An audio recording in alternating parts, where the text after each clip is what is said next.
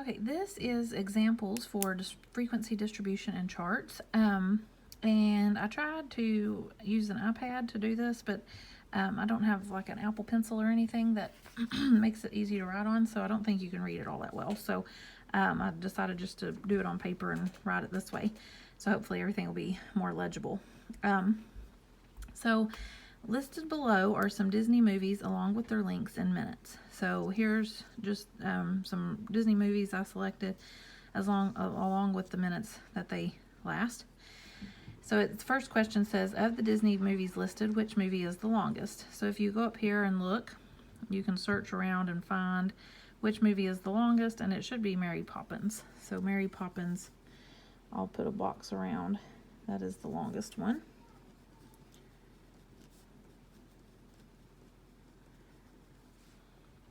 And then it says, of the Disney movies listed, which movie is the shortest? So again, you can go up here and look, and I think it is over here somewhere where the toys come from. Yep. So I'll circle that one. That one's 58 minutes, so that one's the shortest.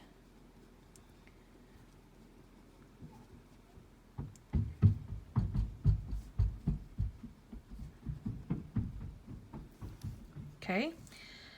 And so what we want to do is we're going to create a frequency distribution consisting of 5 classes, and then it tells you to leave your relative frequencies as 2 decimals. So I want to create my frequency distribution, which means the first thing I need to do is I need to find my class width.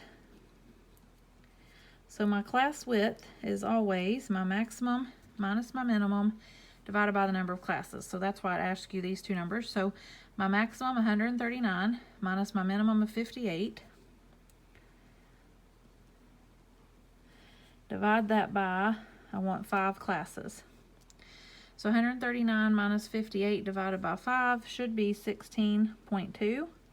And for frequency distributions for class width, you always round up. It doesn't matter if it's a whole number or if it doesn't really round up, you still round up. So I would round up to 17.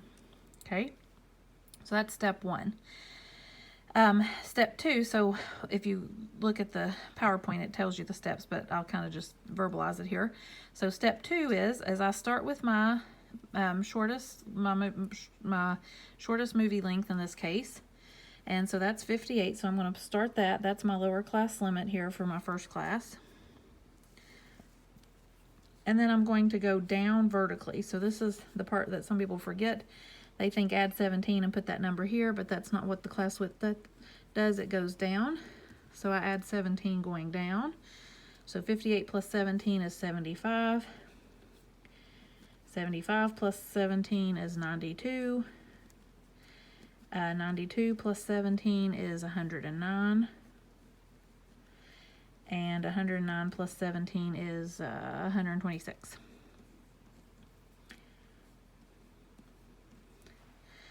Okay, so once I've done that, I've got all of my lower class limits filled in.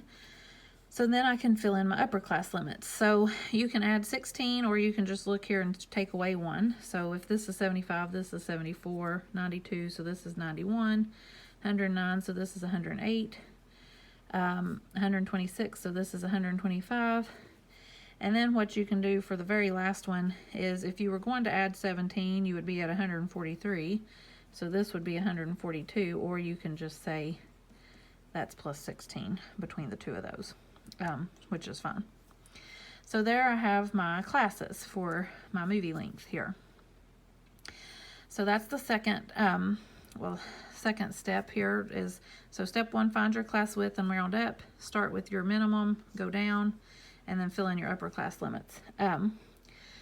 And so then I'm going to do my frequency. So I'm going to go through and I'm going to count how many numbers are between 58 and 74. So I've already done this just to save time on the video. I'll do this one, and then you should be able to count and tally numbers. What I do is I usually make marks for each one. So between 58 and 74, I would go down through here and look. So 70's one, so I'd make some sort of mark for 70. Let's see, the others are, here's 63, 74, and then 58, because there should be 4 of those. So there's those ones that's 4 total. And then between 75 and 91, I might like put a check mark or make a mark on the other side. So I might start doing this. So 83 is one of them, 85 is one of them, and so on. So you can tally it however you want to. You should get 11 of those. Between 92 and 108, you should get 13. Between 109 and 125, you should get 3. And between 126 and 142, you should get 1. I did it twice, so hopefully all those are correct. Like I said, just to save time, I'll just tell you the rest of these instead of counting them all. Okay, so there's my frequencies, and you can always check your frequencies too when you get done. You can add them up, make sure they add up to your total number. These add up to 32, which is how many movies I have, so we have accounted for them all. So my midpoints of movie lengths, then what I want to do is I want to just add these together, 58 plus 74, and divide it by 2. That'll give me 66. 75 plus 91 divided by 2, you're just finding the midpoint, would be 83. And your class width, actually, this 66 plus 17 gives you 83. So your class width goes, you could just add 17 each time instead of adding together and divide by 2 if you want to get your midpoints once you have the first one. So 92 plus 108 divided by 2 is 100. 109 plus 125 divided by 2 is 117, or again, 100 plus 17 is 117. And then the last one, I can add 17, or 126 plus 142 divided by 2 is 134.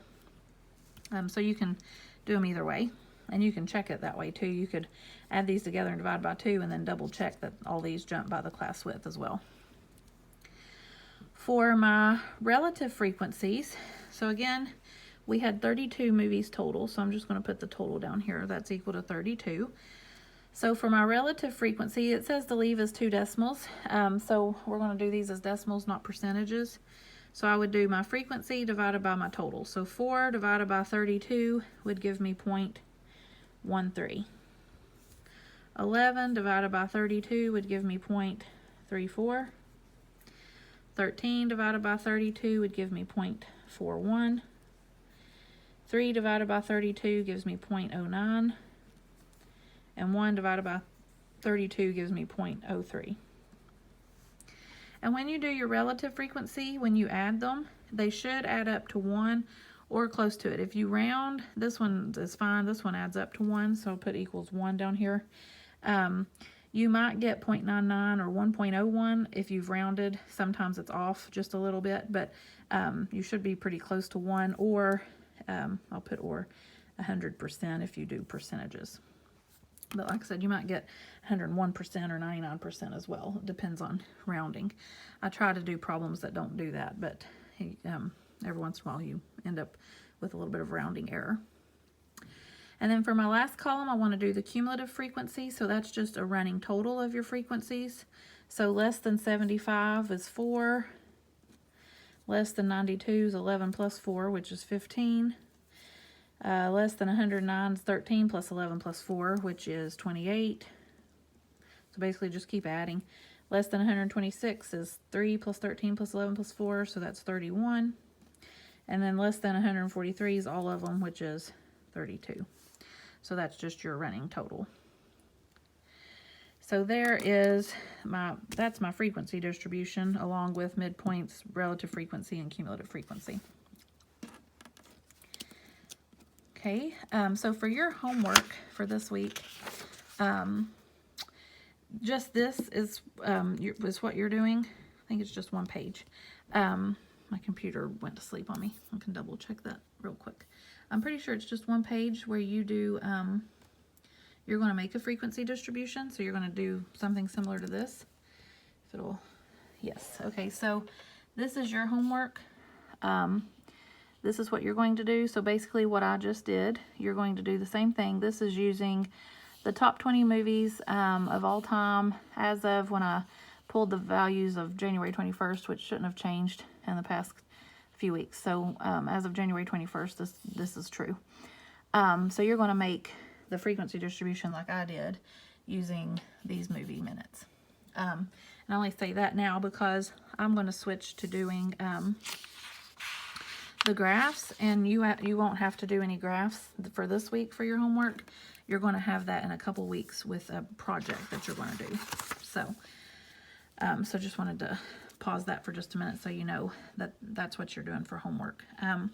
But this will help you do everything else when we get to week 4. There's a project. So you want to draw a histogram of the data using the frequency column. So we're going to use just this and this, our classes and our frequency, to make a histogram. So I need to go, my frequencies go from 1 up to 13. So I'm going to go, and if you draw these by hand, I'm not that good at drawing by hand. So 2, 4, 6, 8, 10, 12, 14. I guess I could have spaced it out a little bit more.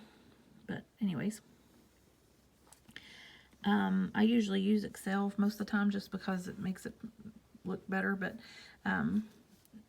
if you draw by hand, it's fine. It doesn't have to be perfect as long as I can figure out what it is.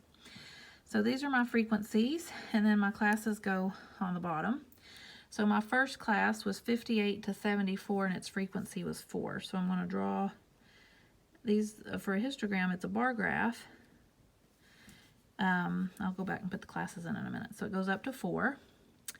And then my second class goes up to 11. And so remember, for a histogram, you don't have spaces. The bars are equal width with no spaces.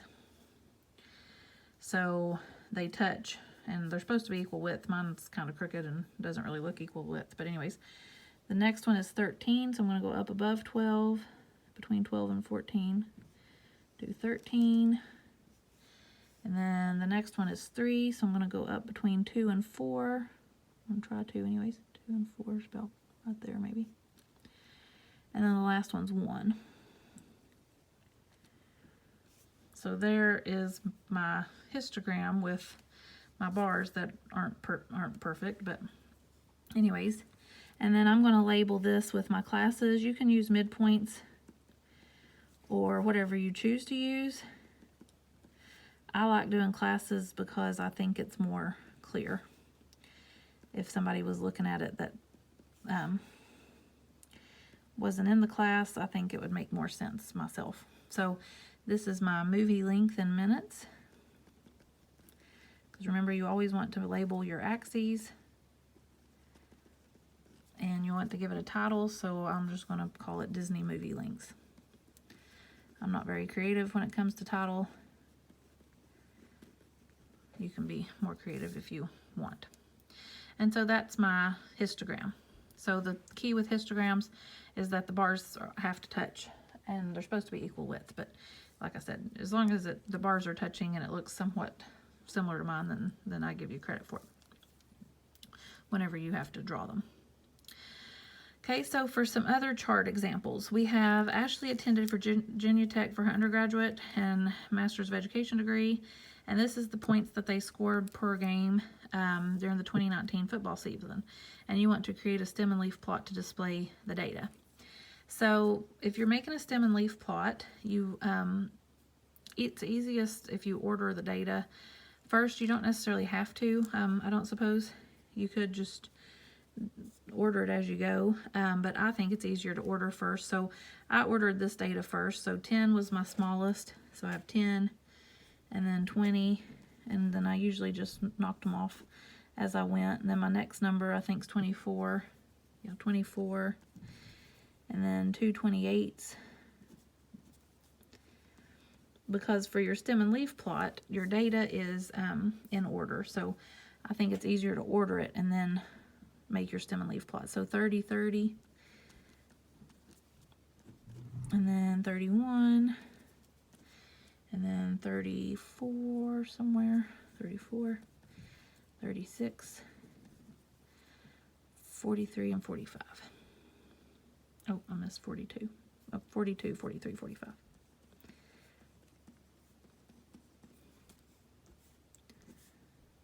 Okay, so there it is in order. So my stem is going to be my tens places. And and then my leaves are going to be my ones places. So my stems go 1, 2, 3, 4.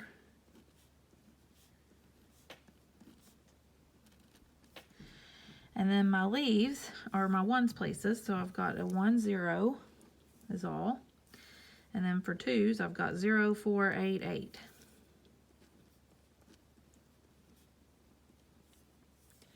And then for threes, I've got 0, 0, 1, 4, 6. And there's no commas or anything, you just list the numbers next to one another. And then for 4, I've got 2, 3, and 5. So there's my stem and leaf plot. And so this is one that allows you to gather the original data. So I can put these numbers back together and go back to my table with 10, 20, and so on. For your frequency distribution, you know, you don't know what the data values are. You just know there's so many between each number. So you always title. So I'm going to put points scored by Virginia Tech or Hokies or whatever you want to say per game in 2019. And then for a stem and leaf plot, you always include a legend so that way whoever's looking at it knows what the numbers represent. So you can pick any number you want to do. So if we do 3 bar 4, that is equal to 34. Or you could do 31 or 24 or 28 or, like I said, whatever number you want to do. Okay. For your next example, you have Ohio State University.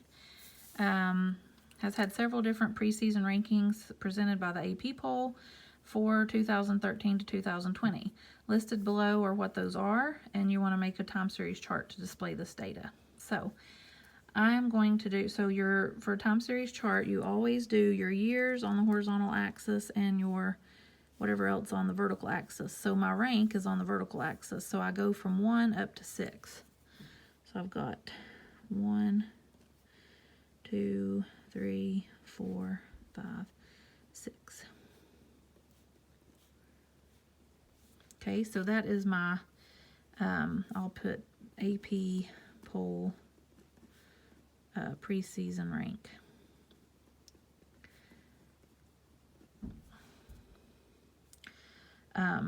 I could probably just put rank and then call it AP poll preseason rank for Ohio State, but anyways. And then my years, I spaced them out evenly here. So I've got 2013 is here, and then I've got 14 up to 20. Probably should have just wrote 13, 14, 15 with an apostrophe, but that's okay.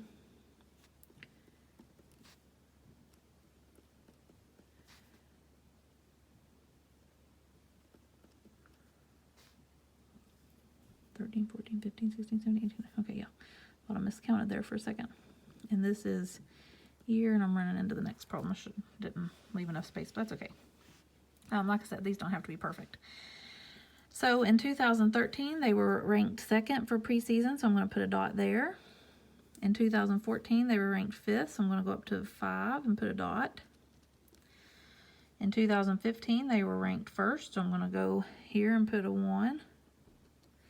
In 2016, they were ranked 6th, so I'm going to go up to 6 above 2016. In 2017, they were 2. In 2018, they were 5. In 2019, they were 5. And in 2020, they were 2. And then once I have all my dots, I connect those with lines. So 2013 to 14 to 15 to 16. Oops. And when I miss, I just make my dot a little bit bigger so it doesn't look like I missed. 17, 18, 19, 20. So there's my time series chart, and I'm going to say Ohio State preseason ranking is my title,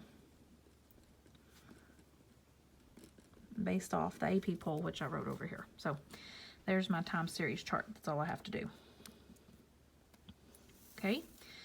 So we just got a couple more here. For number 4, you have Listed below are ages and ages of students in a college math course, if I can speak.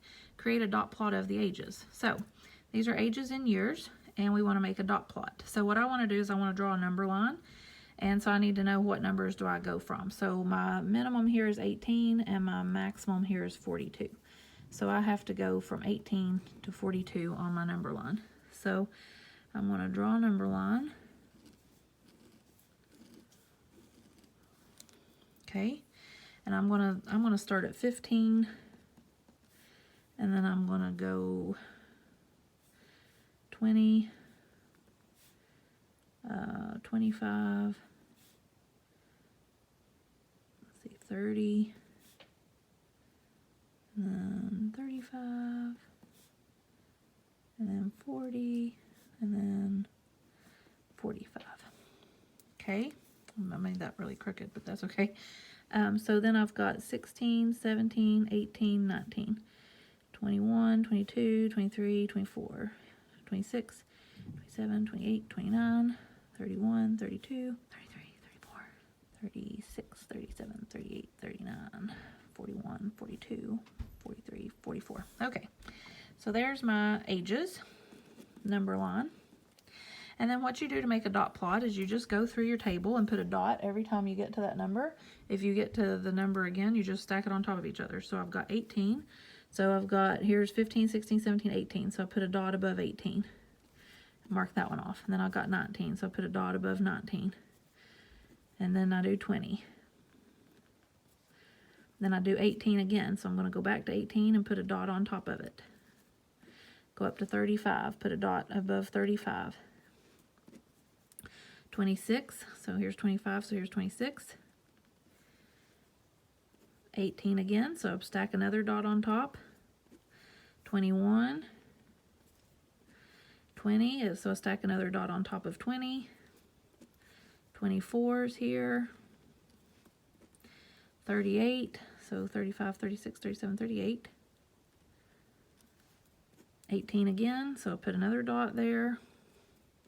So this also allows you to gather your original data values. So 24, because you know how many of each one you have. 21, 22, 18 again, 19, 42, 41, 42, 27, 26, 27,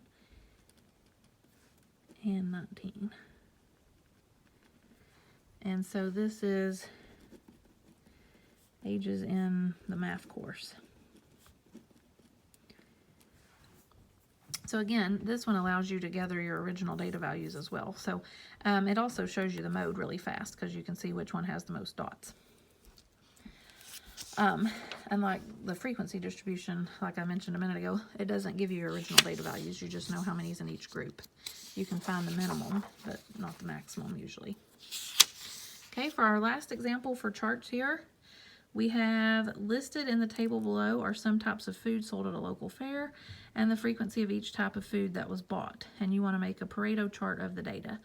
So for Pareto chart, that is just a bar graph, but remember it has to go highest to lowest. So that's the key with this, is it must be highest to lowest. So when you graph this, you want the highest down to the lowest. So I would sort it and then graph it. So hot dog is the highest. So I'm going to just rewrite it here. So I'm going to write hot dog with 186 is the highest. And then next, hamburger is 124. The next one, so we've taken care of these two. The next one should be 64. So I've got funnel cake. That's that one. And then 48 is my next number down, is caramel apple.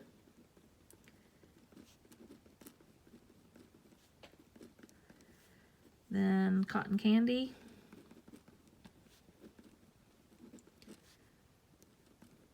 And then kettle corn.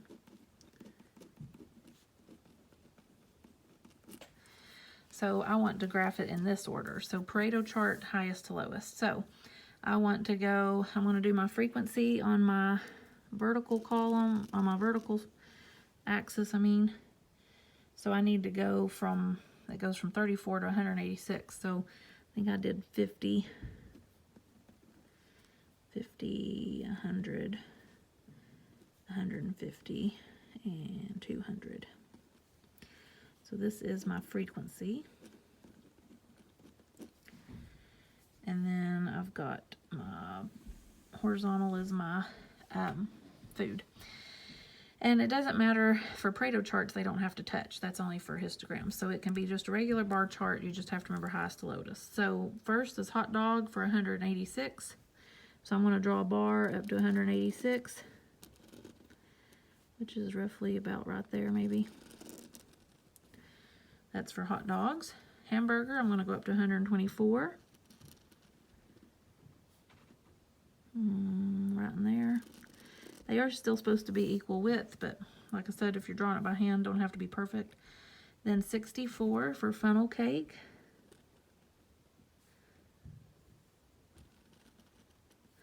Then 48 for caramel apple, which is almost to 50. Then 38 for cotton candy.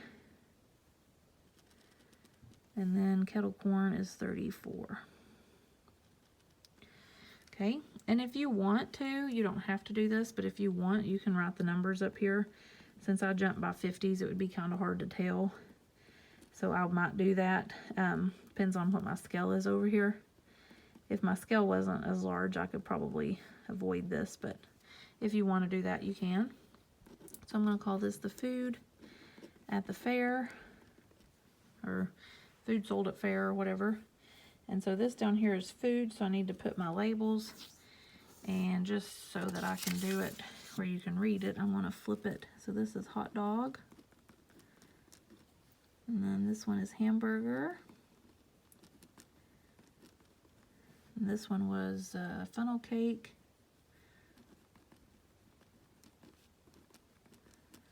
This one was caramel apple.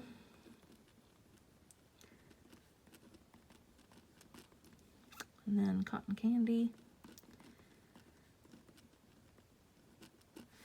And then kettle corn.